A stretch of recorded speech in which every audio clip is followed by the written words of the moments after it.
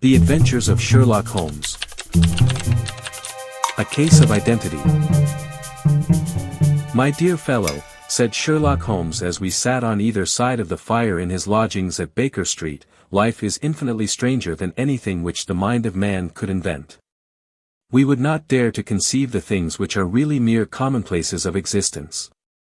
If we could fly out of that window hand in hand, hover over this great city, gently remove the roofs, and peep in at the queer things which are going on, the strange coincidences, the plannings, the cross-purposes, the wonderful chains of events, working through generations, and leading to the most outré results, it would make all fiction with its conventionalities and foreseen conclusions most stale and unprofitable." "And yet I am not convinced of it," I answered.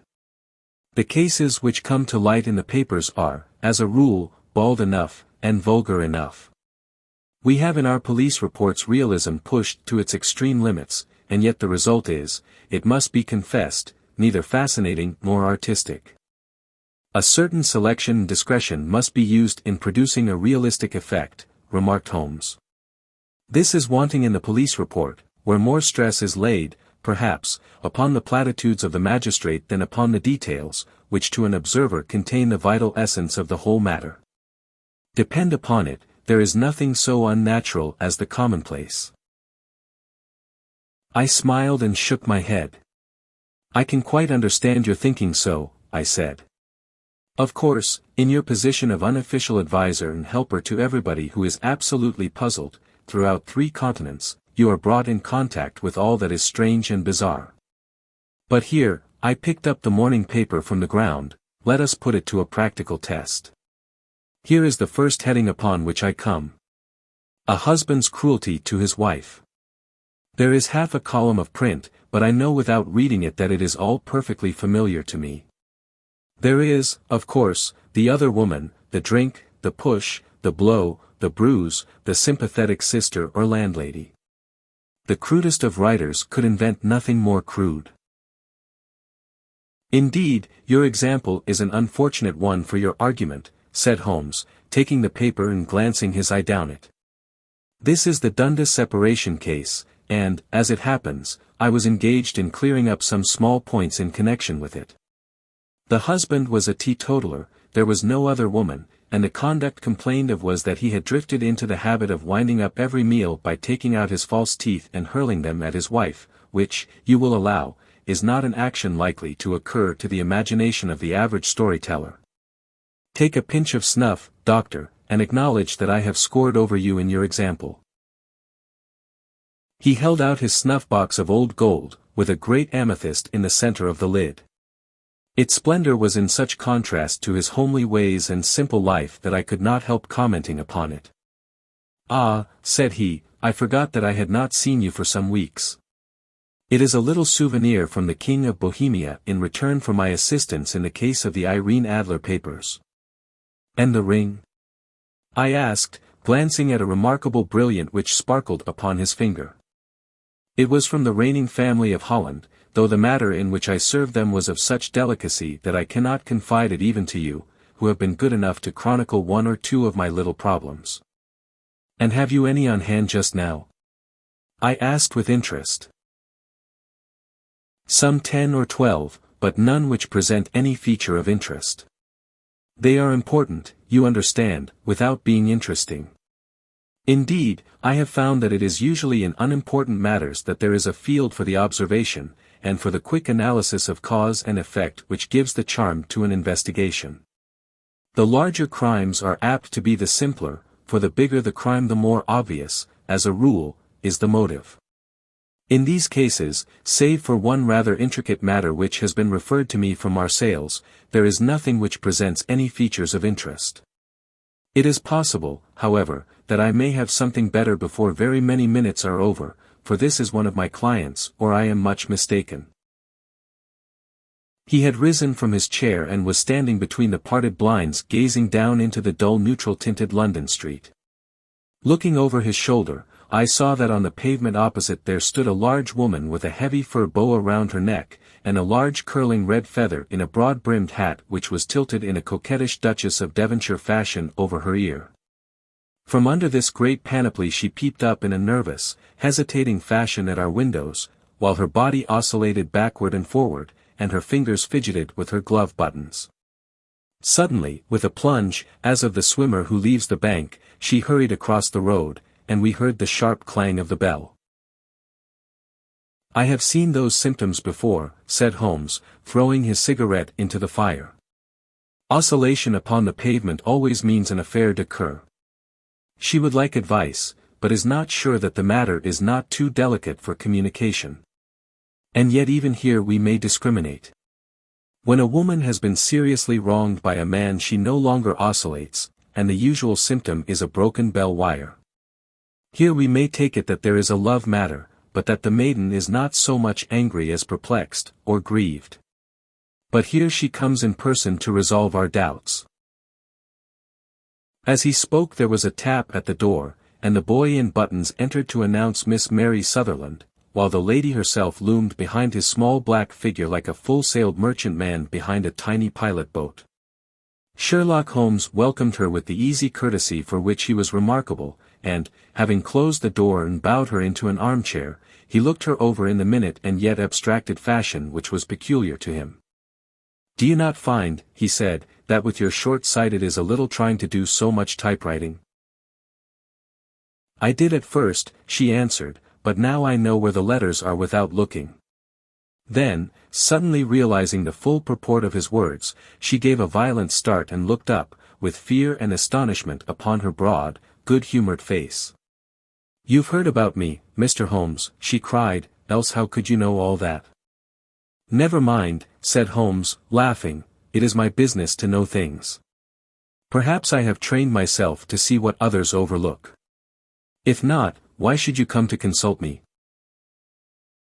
"I came to you, sir, because I heard of you from Mrs. Etheridge, whose husband you found so easy when the police and everyone had given him up for dead. Oh, Mr. Holmes, I wish you would do as much for me. I'm not rich, but still I have 100 a year in my own right, besides the little that I make by the machine, and I would give it all to know what has become of Mr. Hosmer Angel." "Why did you come away to consult me in such a hurry?" asked Sherlock Holmes, with his fingertips together and his eyes to the ceiling. Again a startled look came over the somewhat vacuous face of Miss Mary Sutherland. "Yes, I did bang out of the house," she said, "for it made me angry to see the easy way in which Mr. Windibank, that is, my father, took it all. He would not go to the police, and he would not go to you, and so at last, as he would do nothing and kept on saying that there was no harm done, it made me mad, and I just on with my things and came right away to you." "Your father," said Holmes, "your stepfather, surely, since the name is different." "Yes, my stepfather. I call him father, though it sounds funny, too, for he is only 5 years and 2 months older than myself." "And your mother is alive?" "Oh, yes, mother is alive and well.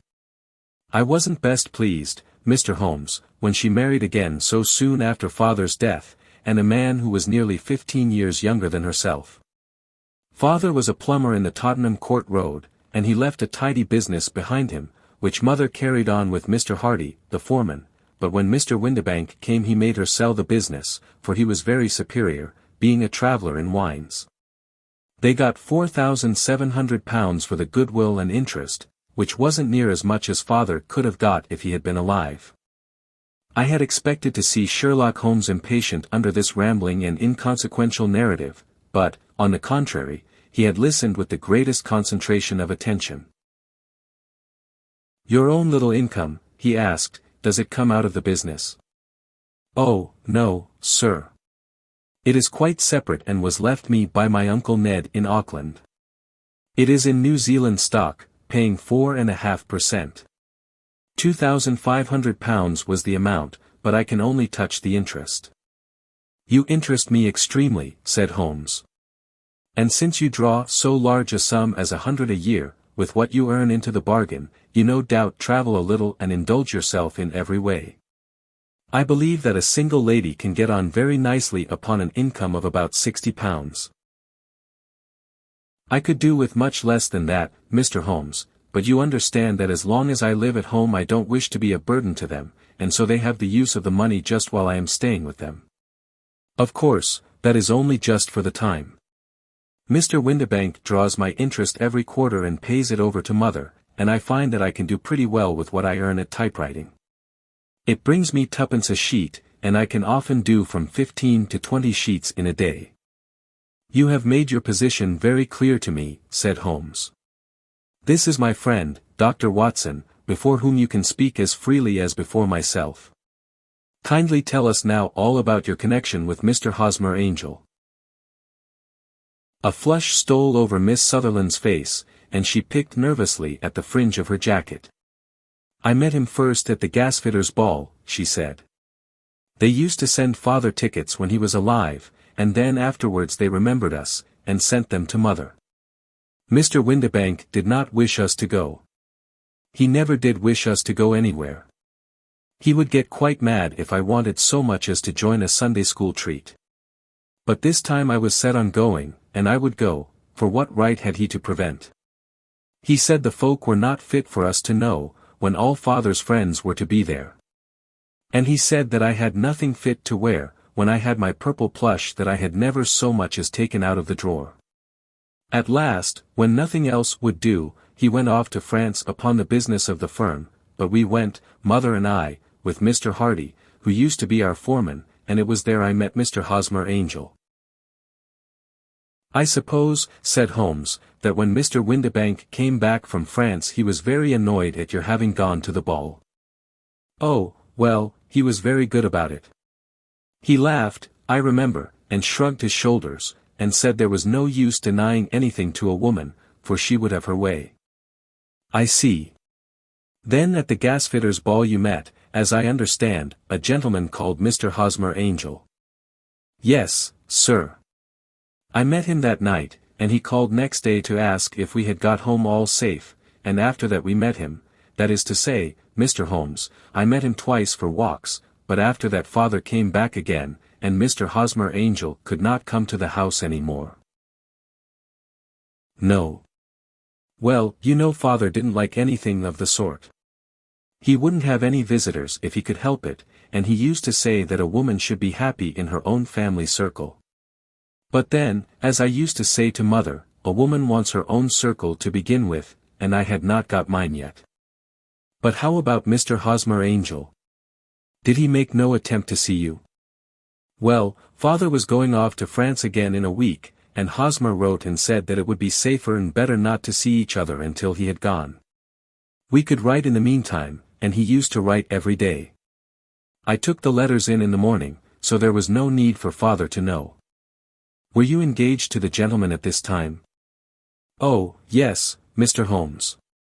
We were engaged after the first walk that we took. Hosmer, Mr. Angel, was a cashier in an office in Leadenhall Street, Anne. What office? That's the worst of it, Mr. Holmes, I don't know. Where did he live, then? He slept on the premises. And you don't know his address?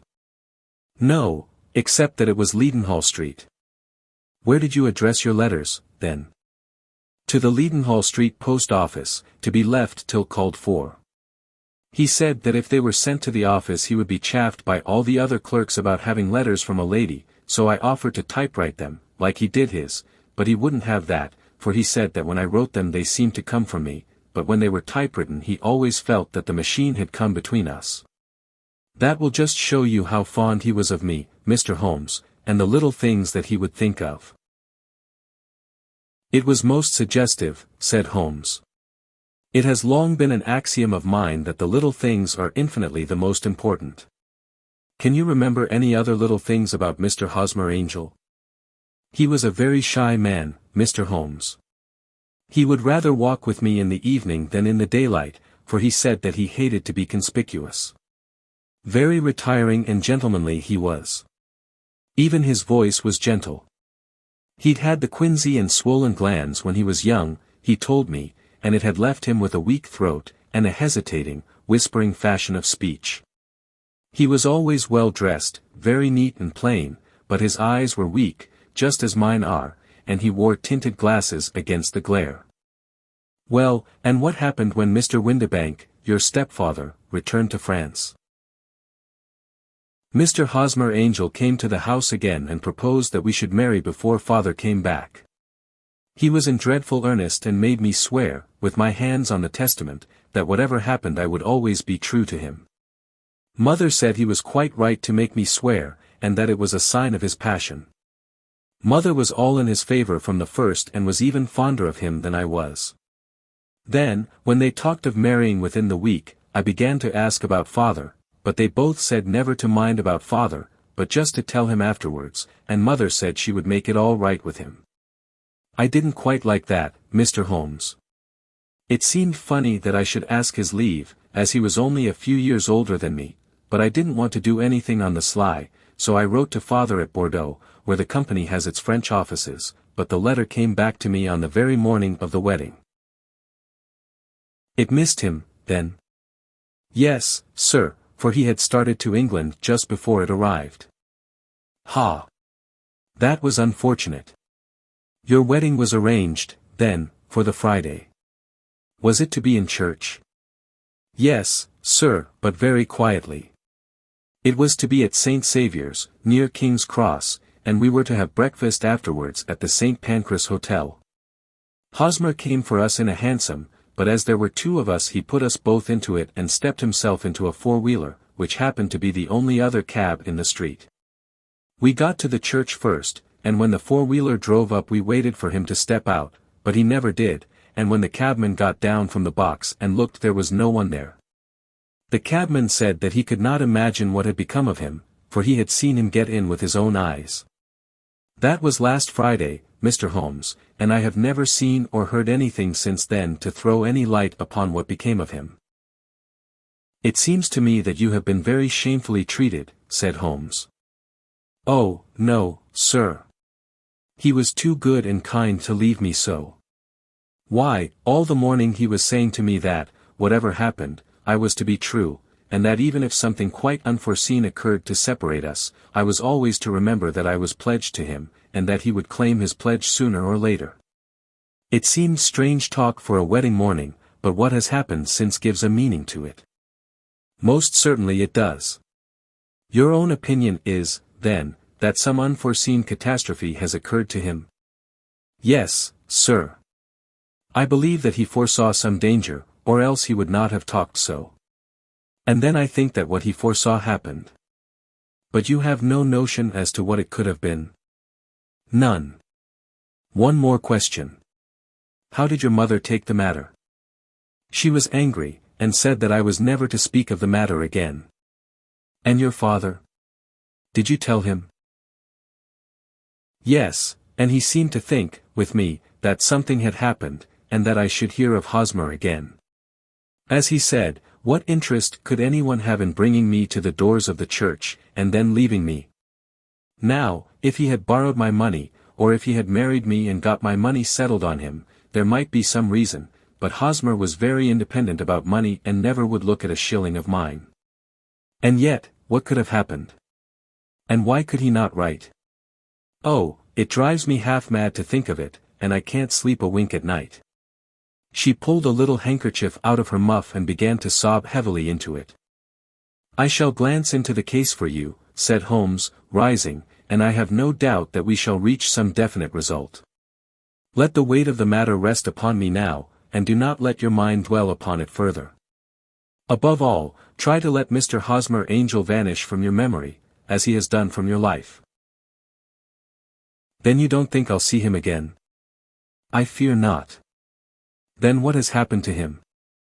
You will leave that question in my hands. I should like an accurate description of him and any letters of his which you can spare.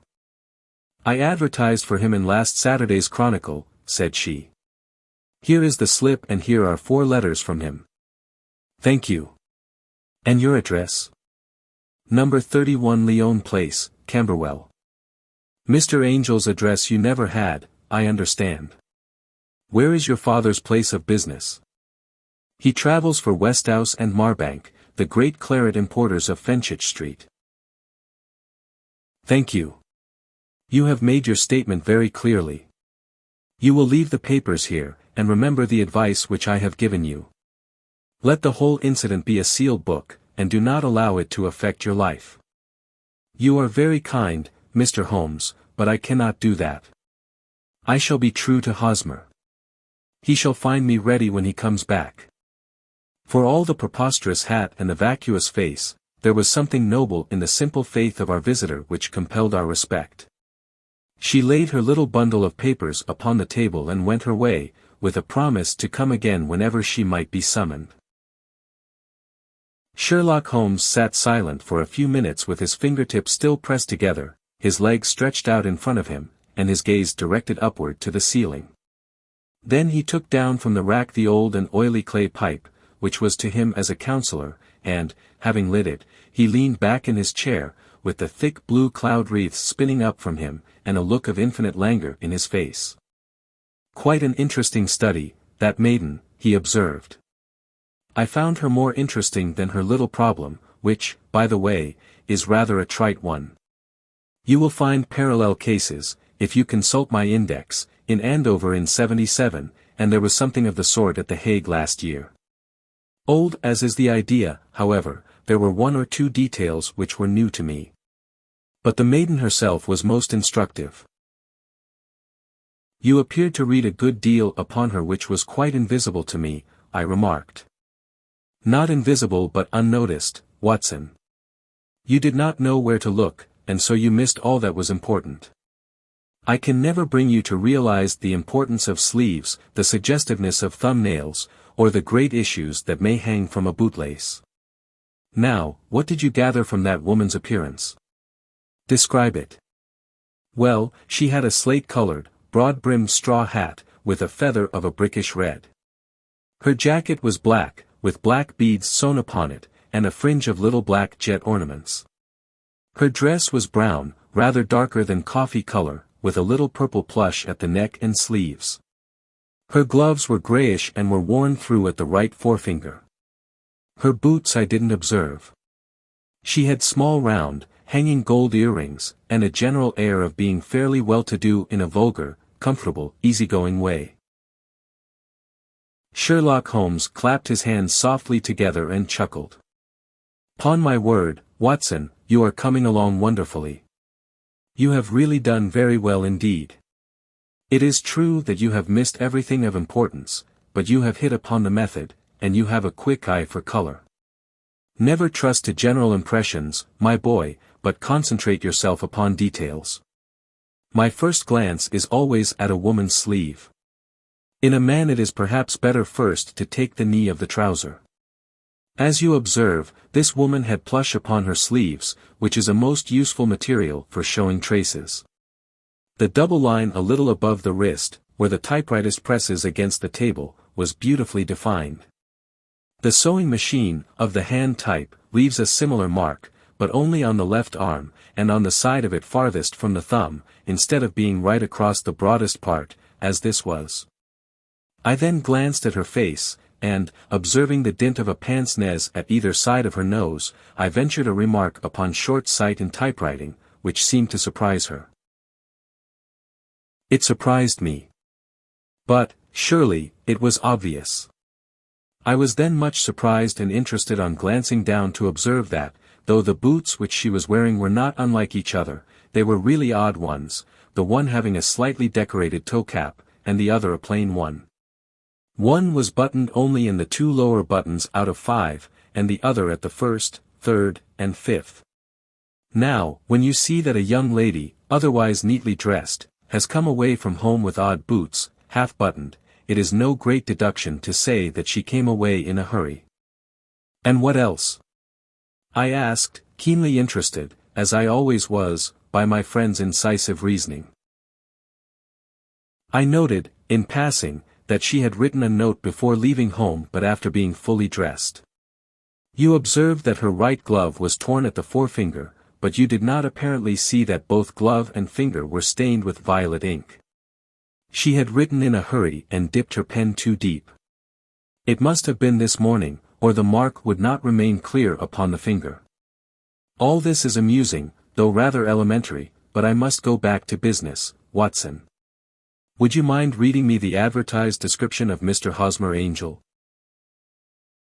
I held the little printed slip to the light. Missing, it said, on the morning of the 14th, a gentleman named Hosmer Angel. About 5 feet 7 in height, strongly built, sallow complexion, black hair, a little bald in the center, bushy, black side whiskers and mustache, tinted glasses, slight infirmity of speech. Was dressed, when last seen, in black frock coat faced with silk, black waistcoat, gold Albert chain, and grey Harris tweed trousers, with brown gaiters over elastic-sided boots. Known to have been employed in an office in Leadenhall Street. Anybody bringing? That will do, said Holmes. As to the letters, he continued, glancing over them, they are very commonplace. Absolutely no clue in them to Mr. Angel, save that he quotes Balzac once. There is one remarkable point, however, which will no doubt strike you. They are typewritten, I remarked. Not only that, but the signature is typewritten. Look at the neat little Hosmer Angel at the bottom. There is a date, you see, but no superscription except Leadenhall Street, which is rather vague. The point about the signature is very suggestive, in fact, we may call it conclusive. Of what? My dear fellow, is it possible you do not see how strongly it bears upon the case? I cannot say that I do unless it were that he wished to be able to deny his signature if an action for breach of promise were instituted. No, that was not the point. However, I shall write 2 letters, which should settle the matter. One is to a firm in the city, the other is to the young lady's stepfather, Mr. Windibank, asking him whether he could meet us here at 6 o'clock tomorrow evening. It is just as well that we should do business with the male relatives. And now, Doctor, we can do nothing until the answers to those letters come, so we may put our little problem upon the shelf for the interim. I had had so many reasons to believe in my friend's subtle powers of reasoning and extraordinary energy in action that I felt that he must have some solid grounds for the assured and easy demeanor with which he treated the singular mystery which he had been called upon to fathom. Once only had I known him to fail, in the case of the King of Bohemia and of the Irene Adler photograph, but when I looked back to the weird business of the sign of 4, and the extraordinary circumstances connected with the study in scarlet, I felt that it would be a strange tangle indeed which he could not unravel. I left him then, still puffing at his black clay pipe, with the conviction that when I came again on the next evening I would find that he held in his hands all the clues which would lead up to the identity of the disappearing bridegroom of Miss Mary Sutherland. A professional case of great gravity was engaging my own attention at the time, and the whole of next day I was busy at the bedside of the sufferer. It was not until close upon 6 o'clock that I found myself free and was able to spring into a hansom and drive to Baker Street, half afraid that I might be too late to assist at the denouement of the little mystery. I found Sherlock Holmes alone, however, half asleep, with his long, thin form curled up in the recesses of his armchair. A formidable array of bottles and test tubes, with the pungent cleanly smell of hydrochloric acid, told me that he had spent his day in the chemical work which was so dear to him. "Well, have you solved it?" I asked as I entered. "Yes. It was the bisulfate of baryta." "No, no, the mystery," I cried. "Oh, that. I thought of the salt that I have been working upon.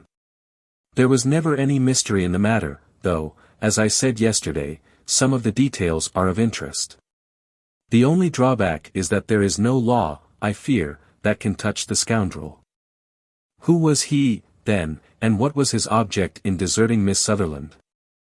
The question was hardly out of my mouth, and Holmes had not yet opened his lips to reply, when we heard a heavy footfall in the passage and a tap at the door. "This is the girl's stepfather, Mr. James Windibank," said Holmes. "He has written to me to say that he would be here at 6. Come in." The man who entered was a sturdy, middle-sized fellow, some 30 years of age, clean-shaven, and sallow-skinned, with a bland, insinuating manner, and a pair of wonderfully sharp and penetrating grey eyes. He shot a questioning glance at each of us, placed his shiny top hat upon the sideboard, and with a slight bow sidled down into the nearest chair. "Good evening, Mr. James Windibank," said Holmes. "I think that this typewritten letter is from you, in which you made an appointment with me for 6 o'clock. "Yes, sir. I am afraid that I am a little late, but I am not quite my own master, you know. I am sorry that Miss Sutherland has troubled you about this little matter, for I think it is far better not to wash linen of the sort in public.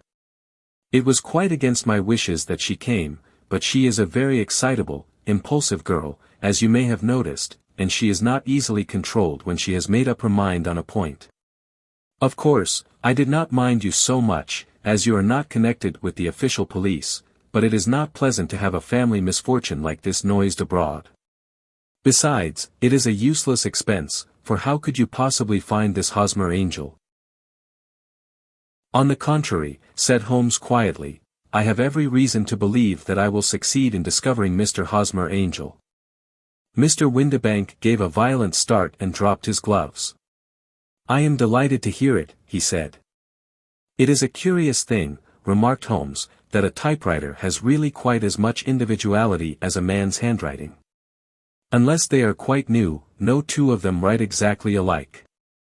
Some letters get more worn than others, and some wear only on one side. Now, you remark in this note of yours, Mr. Windibank, that in every case there is some little slurring over of the E, and a slight defect in the tail of the R. There are 14 other characteristics, but those are the more obvious. We do all our correspondence with this machine at the office, and no doubt it is a little worn," our visitor answered, glancing keenly at Holmes with his bright little eyes. "And now I will show you what is really a very interesting study, Mr. Windibank," Holmes continued. "I think of writing another little monograph some of these days on the typewriter and its relation to crime. It is a subject to which I have devoted some little attention. I have here 4 letters which purport to come from the missing man. They are all typewritten. In each case, not only are the E's slurred and the R's tailless, but you will observe, if you care to use my magnifying lens, that the 14 other characteristics to which I have alluded are there as well." Mr. Windibank sprang out of his chair and picked up his hat. "I cannot waste time over this sort of fantastic talk, Mr. Holmes," he said. "If you can catch the man, catch him, and let me know when you have done it." "Certainly," said Holmes, stepping over and turning the key in the door. "I let you know, then, that I have caught him." "What? Where?" shouted Mr. Windibank, turning white to his lips and glancing about him like a rat in a trap. "Oh, it won't do, really it won't," said Holmes suavely. "There is no possible getting out of it, Mr. Windibank. It is quite too transparent, and it was a very bad compliment when you said that it was impossible for me to solve so simple a question. That's right. Sit down and let us talk it over."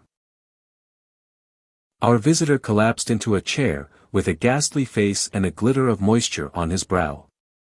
It's not actionable," he stammered. "I am very much afraid that it is not. But between ourselves, Windibank, it was as cruel and selfish and heartless a trick in a petty way as ever came before me. Now, let me just run over the course of events, and you will contradict me if I go wrong." The man sat huddled up in his chair, with his head sunk upon his breast, like one who is utterly crushed. Holmes stuck his feet up on the corner of the mantelpiece and, leaning back with his hands in his pockets, began talking, rather to himself, as it seemed, than to us. "The man married a woman very much older than himself for her money," said he, "and he enjoyed the use of the money of the daughter as long as she lived with them.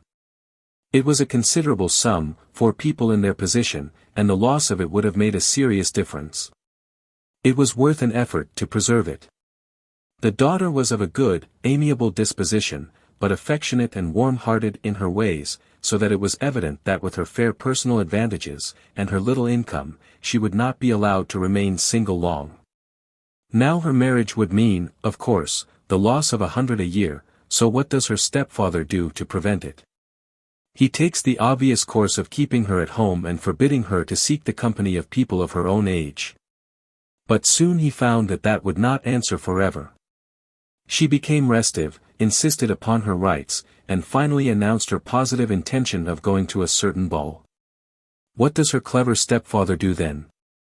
He conceives an idea more creditable to his head than to his heart.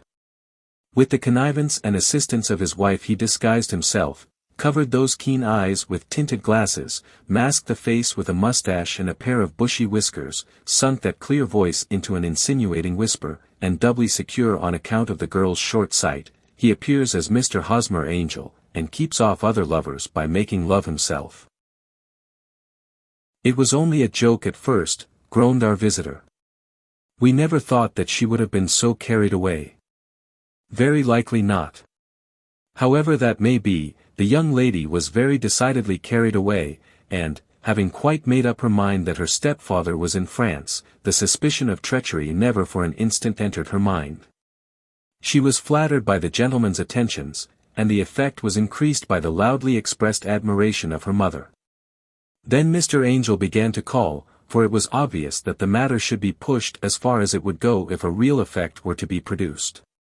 There were meetings, and an engagement, which would finally secure the girl's affections from turning towards anyone else. But the deception could not be kept up forever. These pretended journeys to France were rather cumbrous. The thing to do was clearly to bring the business to an end in such a dramatic manner that it would leave a permanent impression upon the young lady's mind and prevent her from looking upon any other suitor for some time to come.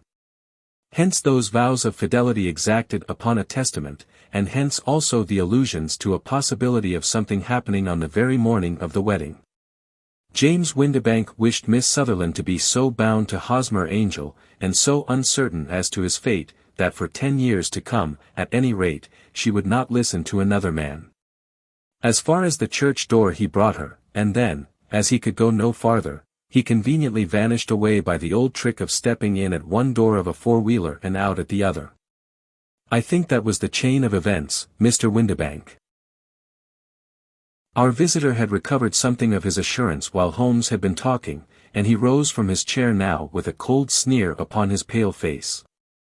It may be so, or it may not, Mr. Holmes, said he, but if you are so very sharp you ought to be sharp enough to know that it is you who are breaking the law now, and not me. I have done nothing actionable from the first, but as long as you keep that door locked you lay yourself open to an action for assault and illegal constraint. The law cannot, as you say, touch you, said Holmes, unlocking and throwing open the door, yet there never was a man who deserved punishment more. If the young lady has a brother or a friend, he ought to lay a whip across your shoulders. By Jove, he continued, flushing up at the sight of the bitter sneer upon the man's face, it is not part of my duties to my client, but here's a hunting crop handy, and I think I shall just treat myself to. He took 2 swift steps to the whip, but before he could grasp it there was a wild clatter of steps upon the stairs, the heavy hall door banged, and from the window we could see Mr. James Windibank running at the top of his speed down the road. There's a cold-blooded scoundrel, said Holmes, laughing, as he threw himself down into his chair once more. That fellow will rise from crime to crime until he does something very bad, and ends on a gallows. The case has, in some respects, been not entirely devoid of interest. I cannot now entirely see all the steps of your reasoning, I remarked. Well, of course it was obvious from the first that this Mr. Hosmer Angel must have some strong object for his curious conduct, and it was equally clear that the only man who really profited by the incident, as far as we could see, was the stepfather. Then the fact that the 2 men were never together, but that the one always appeared when the other was away, was suggestive. So were the tinted spectacles and the curious voice, which both hinted at a disguise, as did the bushy whiskers. My suspicions were all confirmed by his peculiar action in typewriting his signature, which, of course, inferred that his handwriting was so familiar to her that she would recognize even the smallest sample of it. You see, all these isolated facts, together with many minor ones, all pointed in the same direction. And how did you verify them? Having once spotted my man, it was easy to get corroboration. I knew the firm for which this man worked. Having taken the printed description, I eliminated everything from it which could be the result of a disguise, the whiskers, the glasses, the voice, and I sent it to the firm, with a request that they would inform me whether it answered to the description of any of their travelers. I had already noticed the peculiarities of the typewriter, and I wrote to the man himself at his business address asking him if he would come here. As I expected, his reply was typewritten and revealed the same trivial but characteristic defects. The same post brought me a letter from Westhouse and Marbank, of Fenchurch Street, to say that the description tallied in every respect with that of their employee, James Windibank. Voilà tout. And Miss Sutherland? If I tell her she will not believe me. You may remember the old Persian saying, there is danger for him who taketh the tiger cub, and danger also for whoso snatches a delusion from a woman. There is as much sense in Hafiz as in Horace, and as much knowledge of the world.